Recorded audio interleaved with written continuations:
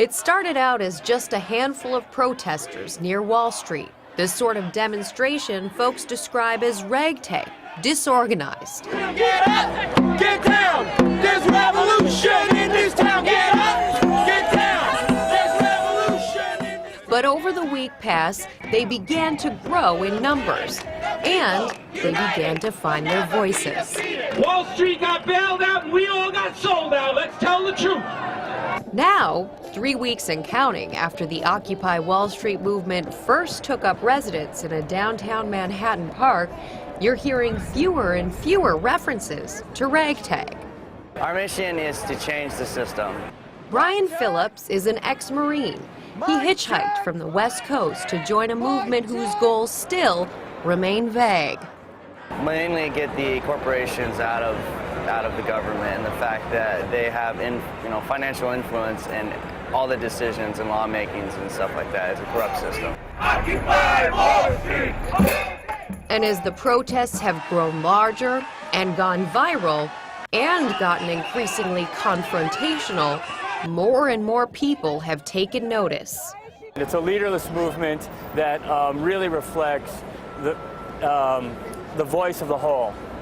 It's drawn folks like actor Mark Ruffalo.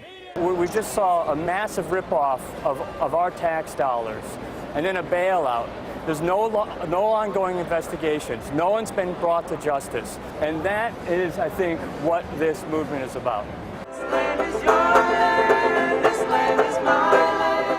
To be sure, some of it seems straight out of the 60s, complete with songs from Peter Yarrow of Peter, Paul, and Mary.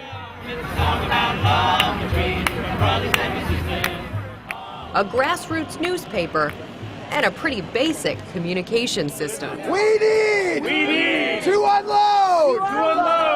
It's called the People's Mic because here you're not allowed to have a permit to use any sort of amplified sound. Logistics planner Craig Bethel. So it was a really creative solution on how to, when one person's speaking, to speak to thousands of people. This is a cause, this is a movement, this is history in the making right now. But in other ways, this protest is state-of-the-art, using the internet to spin off demonstrations nationwide. Victoria Sobel is one of the organizers. What is the goal? That's a good question, and I cannot say that we have consensus as a group to goals or demands or principles, and that's something that as a group of people, as a group of occupiers, and even broader as a whole set of occupiers, is being discussed daily, hourly. I'm sure if we took a poll right now, there's people talking about it in this block. What do you think was the tipping point here? It's really hard to say when the level of pain gets to a certain point that people are willing to take action, but what's changed is that young people especially have been living with years now of a bad economy and poor employment prospects. Michael Lewis has written extensively about the economy. His latest book is just out. We have a system now, right now, where people in Wall Street banks can still take lots of risk and make lots of money taking the risk, and if it goes wrong, it's probably our responsibility. It's capitalism for us and socialism for the capitalists, I think is a fair way to describe it. The gains from inside the big Wall Street firms are captured by the people who work inside the big Wall Street firms. The losses are losses that we will all suffer because they're still too big to fail. Occupy everything! And it's the political system's failure to fix that perceived injustice that's, according to the protesters and their supporters, striking a chord. Movements often begin from the margins with people who want it all and want it now. Todd Gitlin is a Columbia University professor and a liberal observer of the politics of protest. The big rumble is the political and economic institutions of this country are not just broken, to use the current euphemism, but they're deeply corrupted and deeply hostile to the prospects for democracy. That's the big statement. And there's, disgust is a massive political force when it finds a way to move. You now have unions coming to the table. You have community groups coming to the table. All of these people pushing together. We're going to keep this going all the way until we get this right. Michael Mulgrew is president of New York City's United Federation of Teachers. We are 99%. They joined the protest on Wednesday. 99% of the people need to be prospering, not just the top 1%.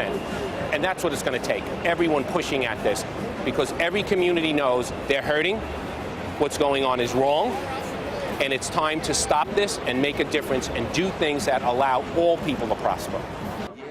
But Wall Street does have its champions. To be angry at somebody because they're successful is anti-American, in my opinion. Like Republican presidential candidate and businessman Herman Cain, who dismissed the protest on Wednesday. Why be mad you don't have a job at the bankers in Wall Street? They're the ones that have created the jobs. And then there are the folks who work on Wall Street. I kind of think they're misguided in their protesting, but I understand it. Alan Valdez has traded on the floor of the New York Stock Exchange for 35 years. He says he sympathizes with the protesters.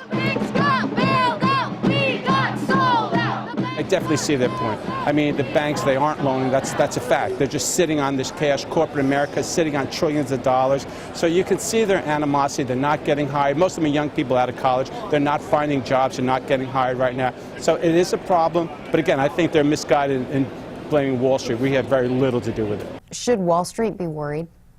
Yes, Wall Street should be worried. How worried?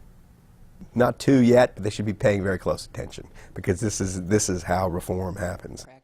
By week's end, President Obama acknowledged the growing volume of the Occupy Wall Street protest. I think it expresses the frustrations that the American people feel, that we had the biggest financial crisis since the Great Depression, huge collateral damage all throughout the country, all across Main Street. And yet, you're still seeing some of the same folks who acted irresponsibly trying to fight efforts to crack down on abusive practices that got us into this problem in the first place. How do we end the deficit? End the war, tax the rich! But for Michael Lewis, this is a fledgling movement at a crossroads. You can change the world, and the world changes, and this is how it changes. Now, whether this is the movement that will change the world, I can't tell you, but it does seem that I think they have justice on their side. And their ranks just keep on growing. I think that's the point of this entire, occupation, is the fact that everyone has so many problems and we want them confronted. And so everyone needs to have a voice.